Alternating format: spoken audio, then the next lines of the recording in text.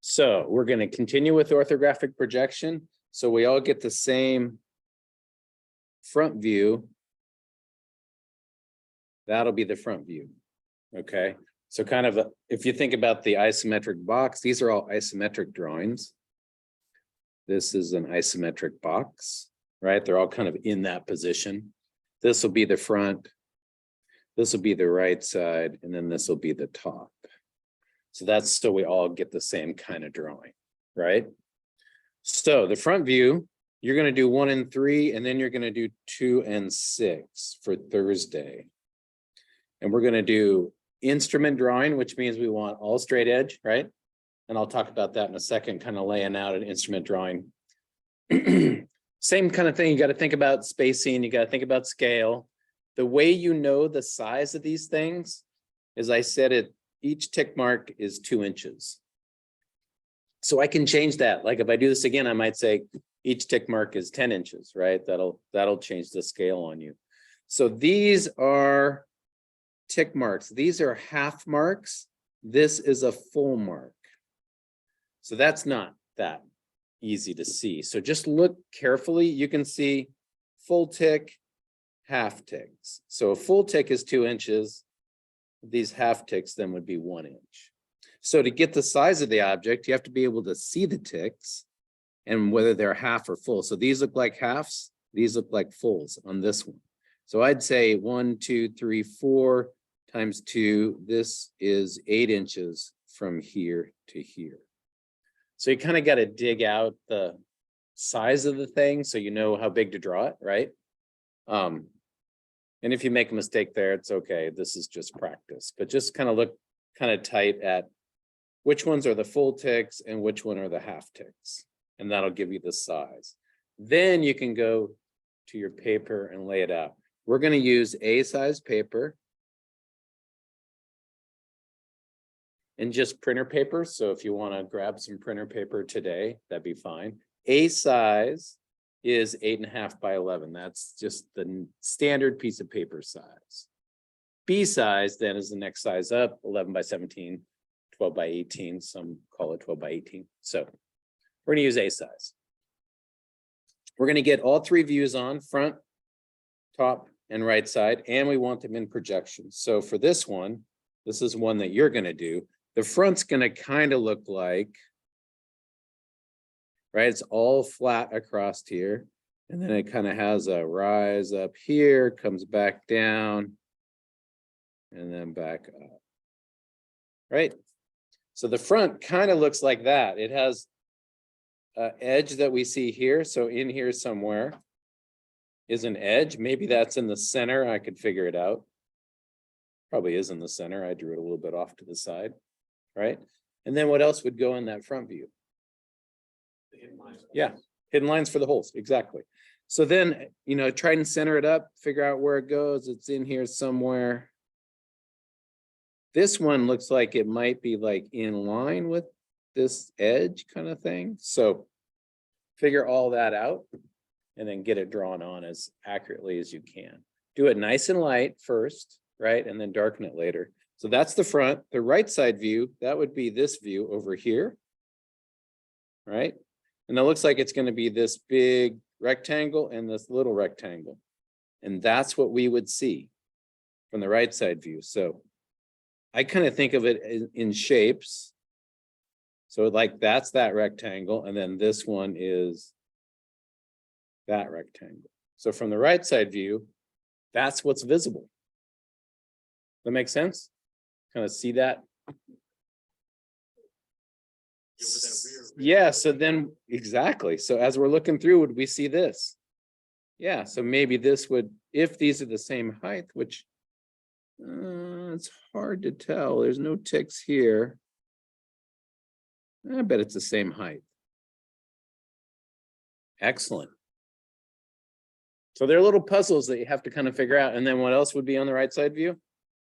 Yeah, and how high would the hidden lines go? They go all the way to the top? No, they're just going through this lower shoulder, right?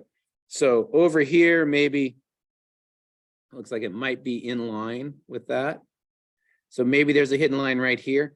If that's true, You just don't get to represent the hidden line because the visible edge overpowers it. Okay, so there's maybe one, this edge, and this one, if it's in line with this, just doesn't show up. And then we do have this one over here. This surface comes across, and then maybe this is in here somewhere, right? So again, it's a little puzzle trying to figure out where all these edges show up, what's hidden, what's not hidden. So it just takes practice. These are fairly simple, so they're good ones to practice on. And then, of course, we'd need the top view up here, right? The top view would be created up here somewhere. So there's the 3 drawing layout that we want to fit on our piece of paper. So you'll have to think about some scaling, or no, like, you know, decide, kind of lay it out first and figure out that scaling. And then go for the visible lines and the hidden lines.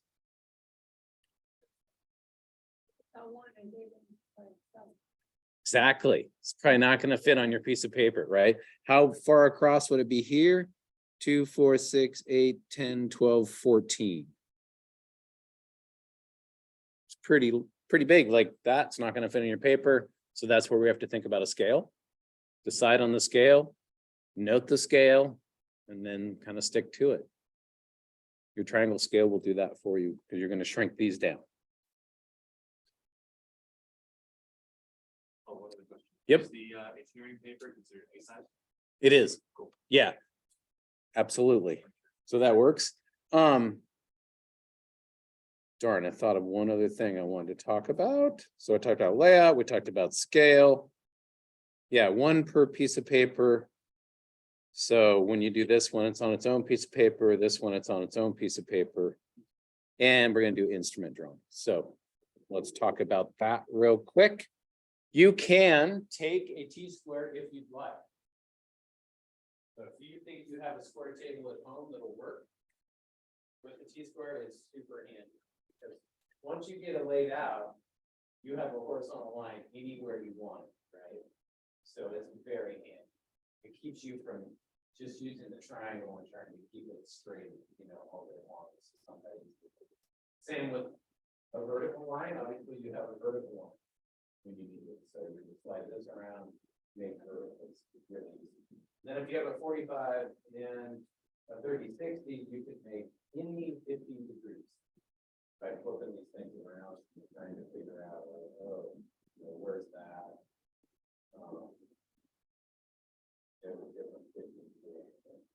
So that's kind of cool. If you have a protractor, you can also do it. So the key is you gotta hold your paper in position. So if I was sitting here, I would want my paper like kind of down close to me. But you don't want it so close that you can't get the parallel rule of the T-square underneath the piece of paper. So kind of comfortably close. And then you want to tape it down.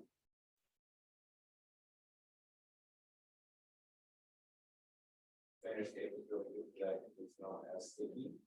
And it just takes just a little corner, right? And you're taping it down so the edge of the paper is straight with your piece of it. Then you always have a horizontal line. And I'm just looking through the T-square. I'm looking good. So obviously, once you tape it down, if you leave it taped down, you don't have to reposition, right? So as soon as you pull it up, wherever you put it back in, you have to re-square everything. Do all 4 corners. You leave 1 corner, it'll kind of throw out and then slide this thing and tear it. And you may tear it anyway, so you catch right here. So when I slide, I kind of lift and slide, get it on the paper, and then it moves. So now I have a horizontal wherever I want to make the border. It's super easy. Like I can just scoot down, use my vertical, come over here, you know, make my marks, make my measurements, and make the border first, and then make the title block space down below. We use that just very basic title block. Then you have the drawing space. Figure out your scale. Right? Once it's down, it goes a lot faster than trying to.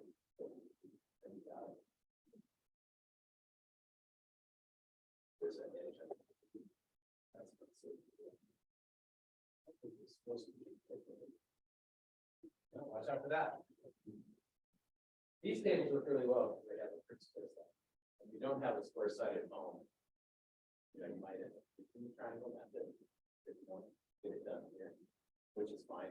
Today's kind of a short day here because we have tours. But they come through at 12:30. I probably need to get this ready at like 12, so we have before tours start traveling. And then, of course, if you have circle templates, you can use circle templates. Circle, those are super nice. Borrow those from me if you want. Yeah, that's pretty simple. 1 and 3. 1 and 3, yep. And then Thursday you'll do 2 and 6 of the same one. And it is in both days of Blackwood, so it'll show up. Just be careful with the tick marks, they're kind of awkward. It's a pretty easy way to get a, you know, object.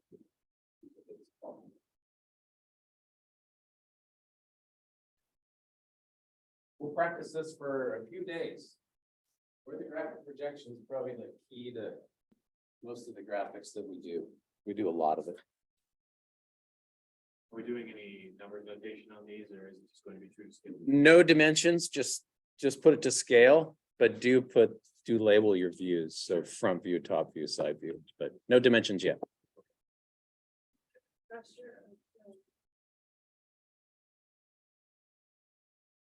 No, I don't remember, like the 2-to-1 versus the 1. Sure, yeah. So we can, let's actually scale this one together. I'll show you how I do it.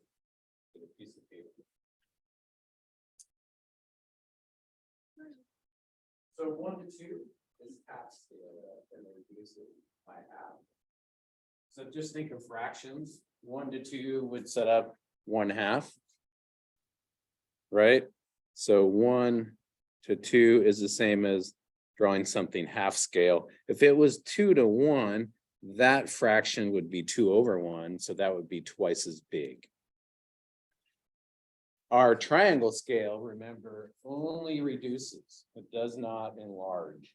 Enlargement would have to be your calculator. Okay.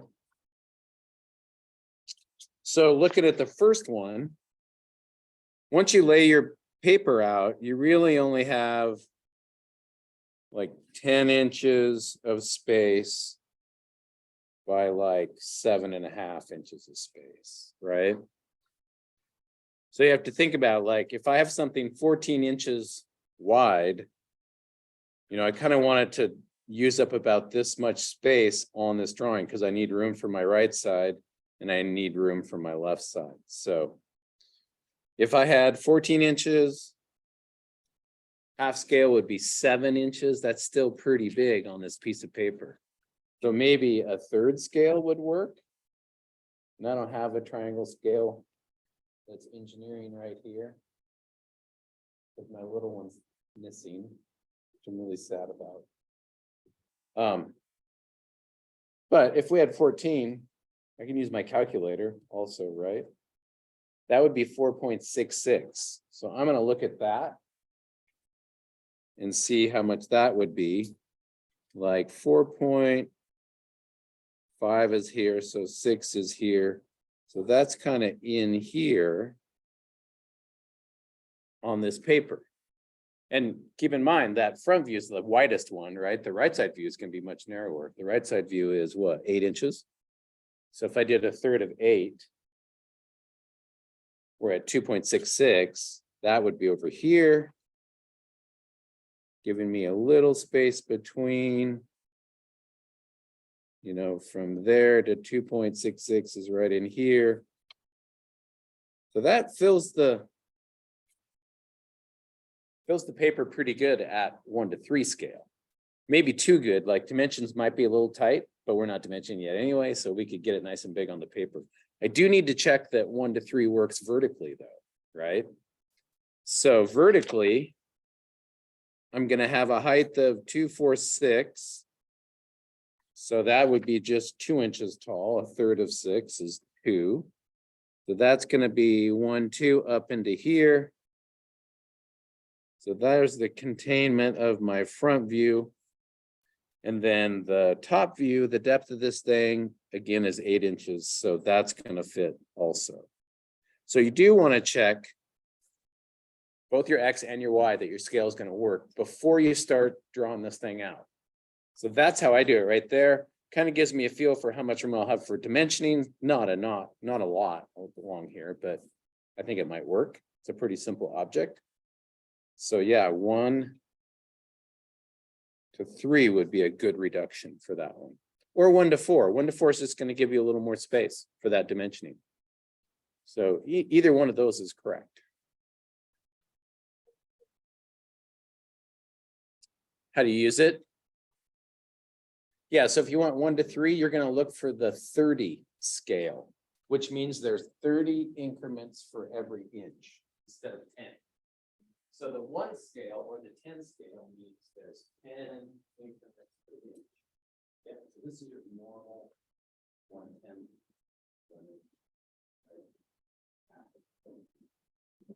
And then if we find a 30, we literally just use it as it is. If I wanted to measure 2 inches, I would measure it exactly.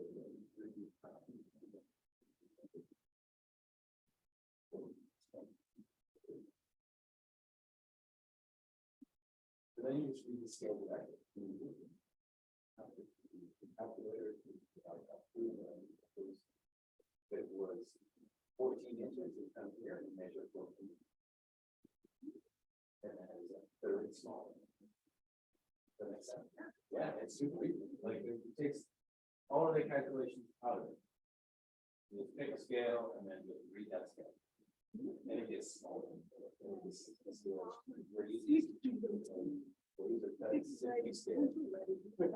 Oh, it is. Yeah, it's like 3/10 on the 60 scale. Yeah, so then you just lay that scale down each time and just use your measurements directly. And you are 1/3, you know, if you're using the 30 scale.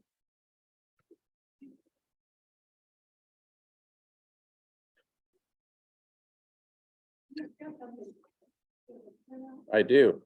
Anybody else need a copy? Yeah, okay. I'll make a few.